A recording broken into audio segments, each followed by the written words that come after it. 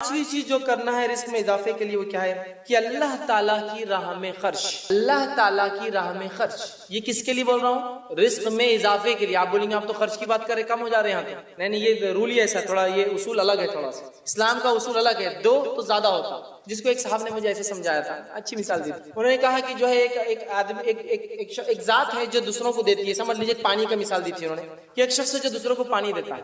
اب ہوتا یہ کہ ایک آدمی ہے جس کا ہاؤس ہے وہ فل دکھتا ہے, اور ایک آدمی جس نے اپنے ہاؤس میں 10 نل لگا دی, تم بھی لے لو تم بھی لے لو تم بھی لے لو. تو جو پانی دینے والا ہے وہ کیا کرتا ہے, دیکھتا ہے اس کی ٹانکی خالی رہتی ہے, تھوڑی بولتا ہے اس کو دیتے جاؤ, اس کی ٹانکی خالی ہوتی جاتی ہے. اور جس کی ٹانکی فل رہتی ہے, چونکہ نل ایک ہی ہے, خود کے لیے رکھتا ہے, تو وہ دینے والا بولتا ہے پانی ضرورت نہیں, اس کی خالی نہیں ہوتی, دینے کی کیا ضرورت, ٹانکی میں نل نہیں نکالتا نہیں پانی, دینے کی بھی کیا ضرورت ہے, جو ہے وہ بھی خراب ہو جاتا ہے, پانی چڑھ جاتا ہے اس کا. اور جو استعمال کرتا جاتا ہے اس کا پانی بھی ایک, آپ جو کھیتی باڑی سے یا کھیتی باڑی سے تعلق نہیں بھی ہے تو ایک عام ہے, وہ کنواں ہے, ارے بند مت رکھو, کنواں بند ہو گیا تو کیا ہوتا, پانی بہت زیادہ آتا, پھر ابلتا, بند ہو جاتا پانی آنا. بورنگ کو اگر خالی نہیں کرے, روز استعمال نہیں کرے تو پانی بند ہو جاتا نا. تو انکم کا معاملہ اسلام میں ویسی ہے, وہ زیادہ جب تک نہیں ہوتی جب تک باہر نکلتا نہیں, ان جب تک زیادہ نہیں جب تک آؤٹ زیادہ نہیں آپ کا, سمجھ رہے. اور الحمدللہ یہ جتنے 10 نکات جو میں آپ کے سامنے رکھا ہوں, ہر نقطے پہ میرا ایک مکمل درس ہے, ہر نقطے کے اوپر جتنے اب تک یہاں پورے جو 10 لوگ پوروں پہ کمپلیٹ لیکچر ہے, صلہ رحمی پوری تفصیلات, اللہ کے راہ میں خرچ, پچھلے رمضان ہم نے پہلا لیکچر لیا تھا, پوری تفصیلات کیا اس کے فائدے. ابھی رزق کے تعلق سے دیکھ رہے ہیں تو جو ہے اللہ کی راہ میں خرچ کرنے سے مال بڑھتا ہے.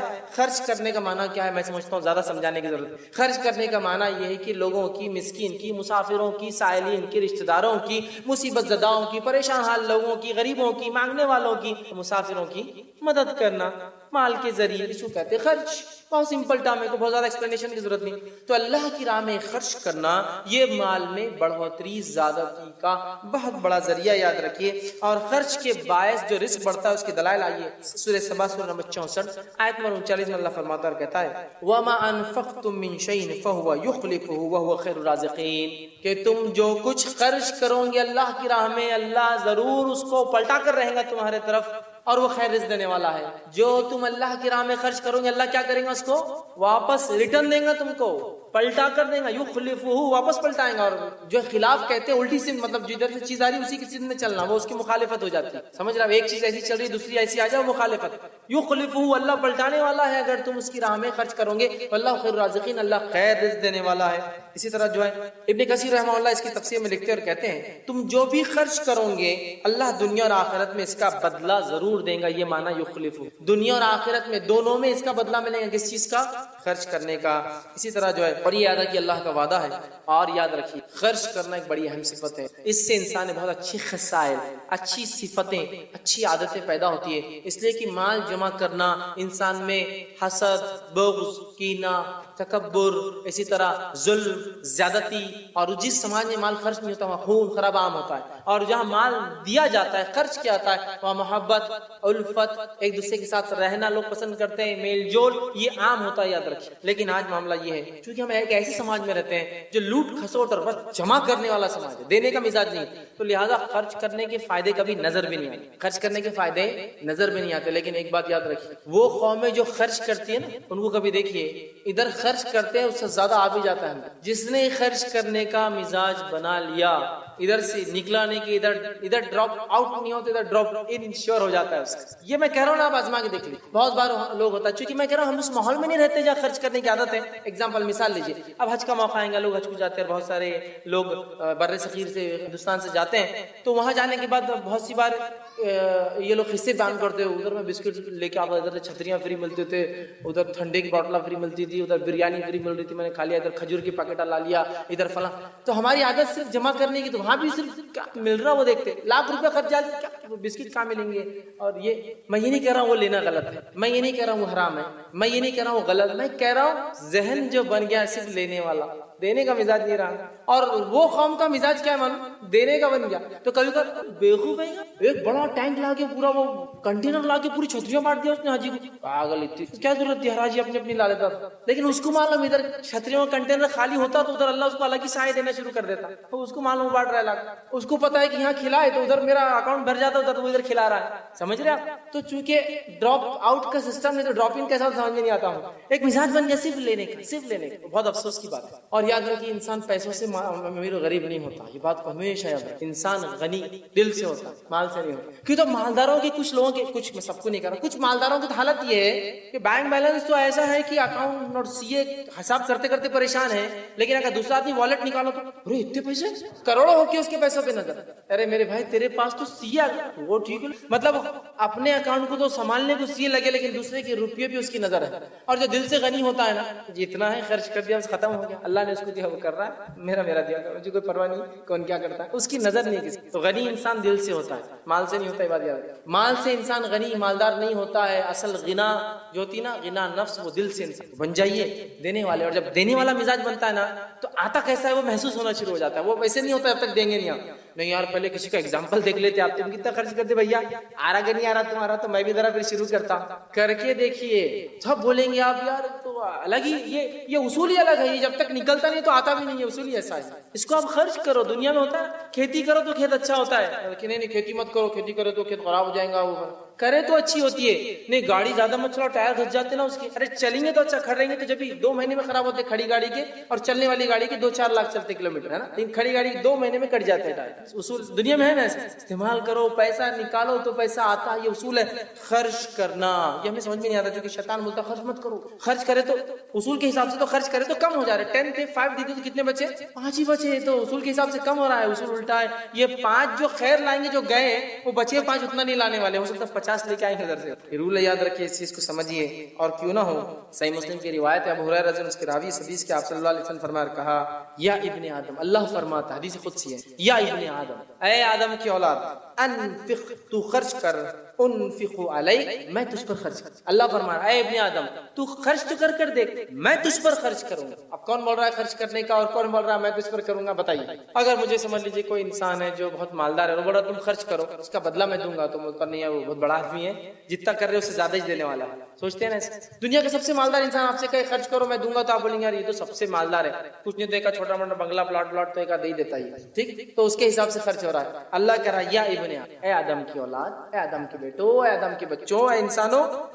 خرچ کر جتنے تیرے پاس ہے، انفق علیک، میں تجھ پر خرچ، میں تجھ پر خرچ، اندازہ لگا اللہ تعالیٰ کہہ رہا ہے۔ تو ذرا کبھی آزما کے دیکھیے، اصول بنائیے دینے کا، پھر پتا چلے گا آتا کیسے، ویسے نہیں سمجھ میں آئے گا کیسا آتا، چونکہ حساب کے سے کم ہو رہا ہے، 10 میں سے 5 گئے تو 5 کم آ رہا ہے حساب، لیکن برکت اور زیادتی کے اعتبار سے رول یہی ہے کہ اس کے بغیر دوسرے 50 آنے والے بھی نہیں آپ۔ بہرحال اس چیز کو ہم سمجھ لیں۔ اسی طرح جو ہے صحیح بخاری کی روایت ہے، آپ فرماتے کہتے ہیں ہر دن جس پر لوگ صبح کرتے ہیں تو جو ہے 2 فرشتے اترتے ہیں، ایک دعا کرتا ہے اللہ خرچ کرنے والے کے مال میں اضافہ کر اور اسے بہترین بدلہ دے، اور دوسرا کہتا ہے اللہ ہلاک اور برباد کر دے اس کو جو مال کو خرچ نہیں کرتا اور جمع کر کے۔ 2 فرشتے آتے، ایک دعا دیتا ہے، دوسرا بددعا دیتا ہے۔ بہقی کی روایت ہے، ابو ہریرہ رضی اللہ عنہ فرماتے ہیں جو آپ صلی اللہ علیہ وسلم نے بلال رضی اللہ عنہ کو فرمایا اور کہا، اے بلال خرچ کر اور عرش والے سے تنگی محسوس مت کر، خرچ کرتے رہتے، عرش والے سے کمی کی امکان مت رکھ، بس تو دیتے جا، عرش والا تجھے لوٹا کر دینے والا ہے۔ صحیح مسلم کی روایت ہے، ایک شخص کھیتی کر رہا تھا اور دوسرا شخص دور سے آ رہا تھا، وہ آ رہا تھا تو بادل سے ایک آواز ہے، بادلوں اس کے کھیت پہ برس جاؤ۔ وہ شخص بڑا حیران ہوا، بادل سے ایسی آواز آنا تعجب کی بات نہیں، روایت صحیح مسلم۔ وہ شخص چلا اور آواز بھی انعام بھی لیا گیا۔ جب ایک کھیت میں گیا تو بادل ایک پتھر پر برسا، پتھر سے پانی جمع ہوا اور ایک نالی بنی، اور وہ جو آدمی کھینچا تھا کھیت میں نالی اس میں جمع ہو گیا اور اس کھیت میں چلا گیا۔ کس کے کھیت پہ نہیں برسا؟ وہ شخص نے کہا، اے شخص تو کیا کرتا ہے؟ میں نے بادل سے آواز سنی، تیرے کھیت پر باری برس نہیں گئی، تیرا نام کیا؟ تو کہا میرا نام فلاں۔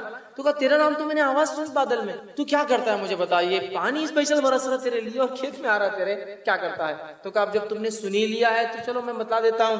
تو کہا جب میں کھیتی کرتا ہوں تو کھیتی کے جو اناج آتا ہے 3 حصے کرتا ہوں، پہلا حصہ 1/3 33.33%، 1/3 ایک تہائی خرچ کر صدقہ کر دیتا ہوں، 1/3 اپنے لیے اٹھا کے رکھتا ہوں، ٹھیک ہے، اور 1/3 واپس ری انویسٹ بزنس میں ڈال دیتا ہوں، 1/3 اپنے ایکسپنسز کے لیے، 1/3 لوگوں میں صدقہ اور 1/3 واپس بزنس میں ری انویسٹمنٹ، جس کے نتیجے میں اللہ تعالیٰ میرے لیے اسپیشل بارش برساتا ہے۔ یہ والی میں کہوں گا جو انسان خرچ کرتا ہے نا، 1000 دکانیں رہنے دیجئے، سیم برانڈز بیچنے دیجئے، لوگ ایسے ڈھونڈ کر آتے اسی خریدنا ہے، اسی خریدنا ہے، یہ آدمی چیز لینا ہے، حالانکہ 1000 دکانیں سیم چیزیں بک رہی ہے، ہو سکتا کہ پرائز آپ سے بھی زیادہ ہو، مطلب آپ کم میں نہیں بیچ رہے ہو، آپ زیادہ، پھر بھی لوگ ڈھونڈ کر آتے ہیں، اس لیے کہ رزق دینے والی ذات اللہ کی، وہ انسان خرچ کرتا ہے تو اللہ نے راستہ ایسا بنا نا بادل سے برسا کر اس کے لیے بنائے گا اس چیز کو۔ چھٹی چیز، ٹھیک ہے، اسی طرح 9ویں چیز گناہوں کے اثرات یہ ہوتے ہیں، رزق سے محرومی، رزق سے محرومی، رزق سمجھتے نا، رزق سے مراد انکم، رزق سے مراد اولاد، رزق سے مراد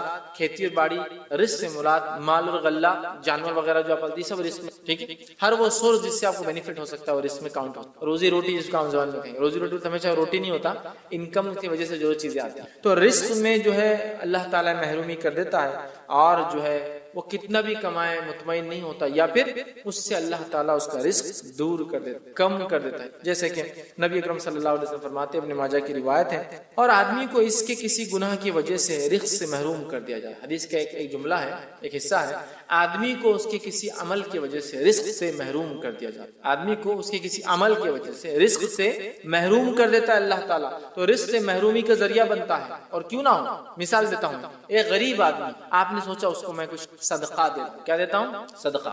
اب آپ اس غریب آدمی کو صدقہ دینے نکلے، اس کے گھر پر گئے، گھر پر دستک دینے والے تھے تو اندر سے کیا آواز آئی؟ گانے بجانے کی آواز. گانے بجانے کی آواز سنتے ہی آپ کیا کر رہے؟ پیسے واپس لے کے چلے جا رہے ہیں. اس کو کیوں دوں؟ یہ تو حرام کاریوں میں لگا ہوا ہے، گانا بجانا سن رہا ہے، اس کو کیوں دوں میں؟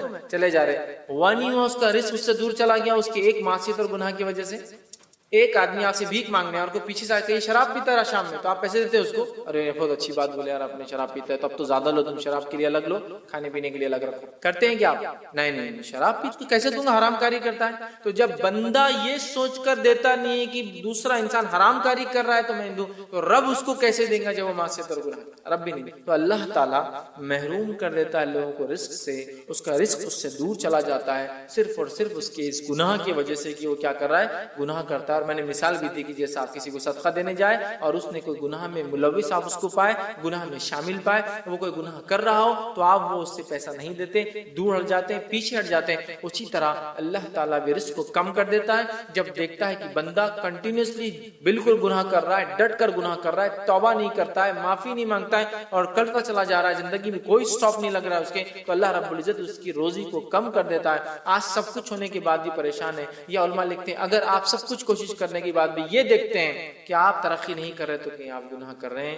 گناہ سے سخت اللہ سے توبہ کیجیے، معافی مانگیے، نیکی کی طرف بڑھیے، اس لیے کہ گناہوں کی وجہ سے اللہ رزق میں کمی کر دے. بھائی نے ایک اچھا سوال کیا کہ اللہ تعالیٰ نے تو رزق انسان کا لکھ دیا، اتنی ساری سہولتیں دے دی، پھر انسان رزق کے لیے اتنا سب کیوں کر رہا ہے؟ یہ رشوت اور یہ غلط اور حرام، یہ ایمانی کمزوری ہے یا انسانی فطرت کی بہرحال کمزوری؟ اس کے پیچھے کیا معاملہ؟ دیکھیے اللہ تعالیٰ نے رزق کتنا کمائیں گا وہ لکھ دیا ہے.